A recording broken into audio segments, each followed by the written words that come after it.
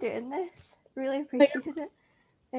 But yeah, the idea is just sort of to like get your story and then just hope that maybe if there's somebody out there that maybe has like your condition or something, that they'll come across it and might help them. You know, that's the idea. All right.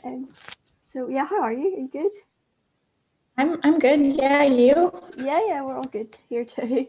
I don't know if you want to just get started, and just tell me. Yeah. Tell me what your condition is and explain it a little bit to me too, please.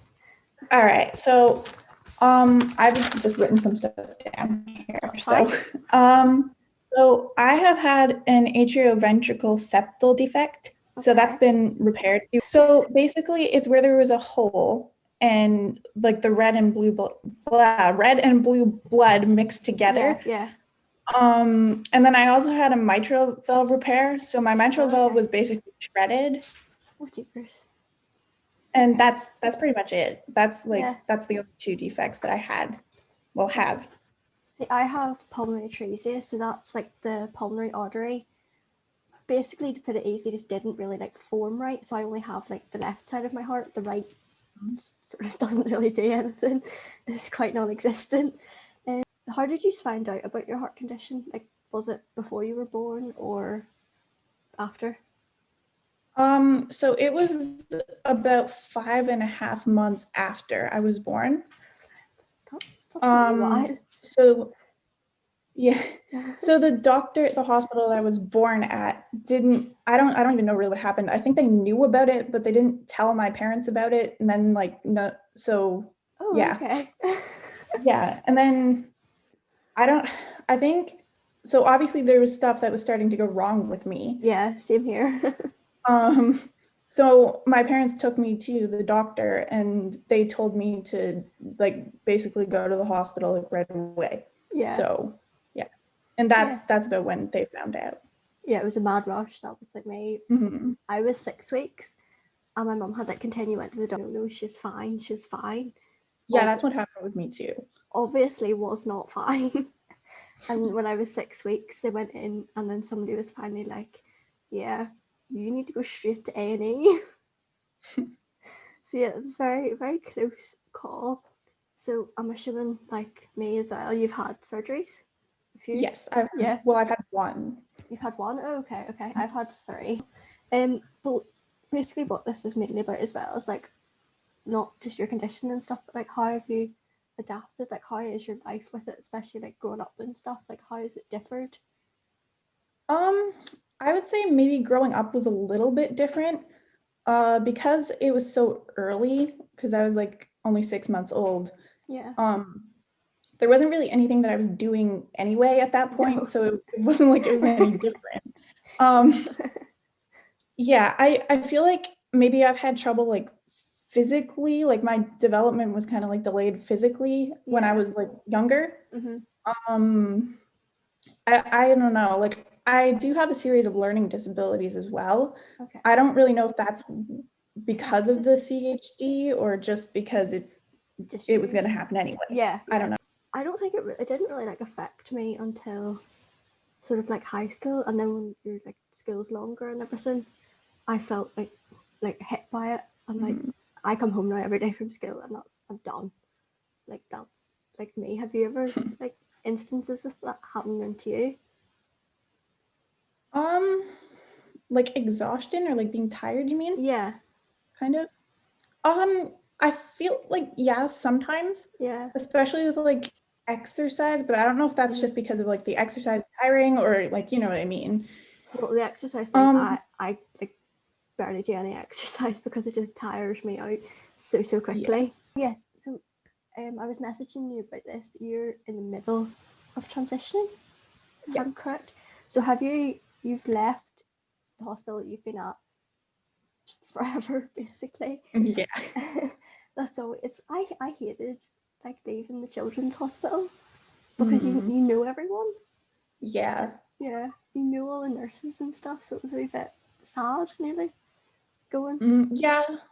I mean, I feel I'm doing better with the transition than I thought I was going to do. I thought that I was going to be like, obviously I'm sad, but I'm not like as sad as I thought I was going to be. Well, that's good. How is it going?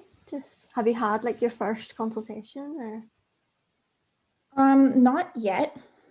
I think that's going to be in like a year or two. Yeah. I don't really know. Depending when it's safe to go again. Yeah. It's going okay. I'm kind of like a little worried about when I do go to the new hospital because they're like no one's going to know me and it's just going to be like a whole new environment. I know I was worried about that too, especially it's such an age jump. Yeah. You go from being like the oldest person there by like 10 years to being the youngest person there by like 50. Yeah. Oh, I was just gonna say I'm kind of like worried about that age gap too. Yeah. But I don't know. I don't think it's really gonna be an issue. It's probably just like in my head. Oh, totally. It's totally in your head. It's not an issue. I don't even like because all the nurses are still young as well. So what's even like the COVID situation like where you are? How has that been dealt with? The COVID situation here, well, it's getting worse. Like it's getting worse, but it's not that bad. Yet. Really, I was still going to school, so I haven't really been like in isolation or anything because of it. My cardiologist said that COVID wouldn't really be a big deal for me. Yeah, I was told that too, and I was a bit. Really? Yeah, that's what I was too. A bit concerned. I don't know. Yeah, so was I. I was kind of like, well, what do you mean? Are you sure? Yeah. You're telling me to go here, but I'm not so sure about this. After like hearing stories and stuff, you think, why are you telling me this? So it's getting worse there again. I'm assuming you are like round 2, same as us over here. Yeah. Yeah. I think we're into our 3rd lockdown now. Wow. I think this is only our 2nd. Well, we had these like lockdowns in like November, but it was like restaurants and stuff were closed, but schools were still open. Yeah, that's what it's like here. Well, they're not open right now, but that's what it was like last month. Schools were still open, but restaurants were closed. Would you mind if I asked you like how your mum and dad have felt about the whole you having a heart condition and what role it's played? Well, I'm like so I'm the only child. They don't have another child. So I feel like when like obviously they didn't really know what they were doing when they had a kid anyway, because they've never had a kid before.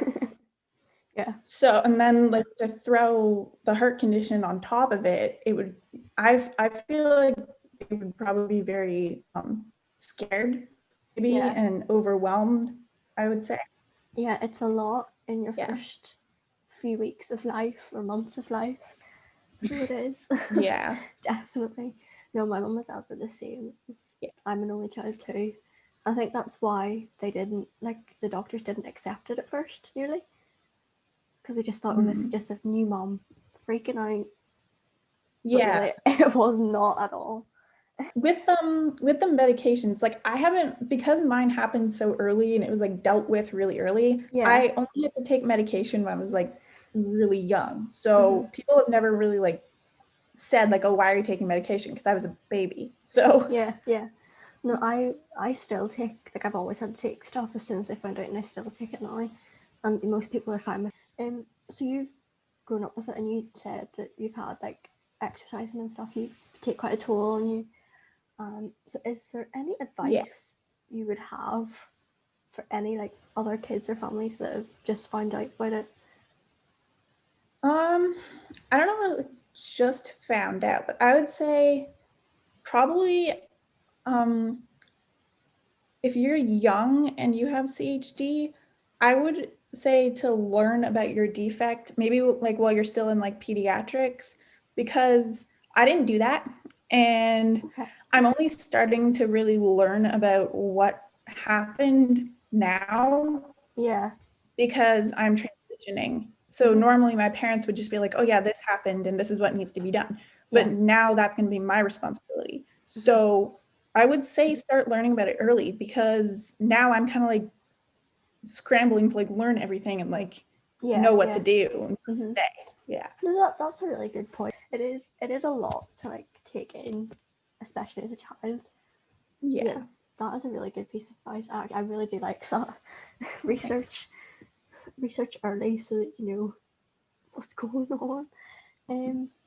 Is there anything else that you want to say? I'm trying to think. Of a few. Maybe another piece of advice might be to raise more awareness, because I don't think there's that, like, I don't know if there's a lot of awareness, but I think that people with CHD should like use their voices to educate other people. I understand that, because it's like the most common birth defect in babies, but yet like you don't hear about it unless you know somebody with it. Yeah. Which I think is like completely mad. And like I completely agree with you. That's the whole point of this video as well, is to spread awareness and stuff. But yeah, how is there a lot of like support and like charity work over where you are to do with CHD? I've never really seen any charity work to do specifically with CHD. Yeah, I don't. Maybe there is, but I've never seen it. You haven't came across it. Yeah, thank you for taking half an hour of your time. You're welcome. This, and thank you so much. Thank you. Bye. Bye.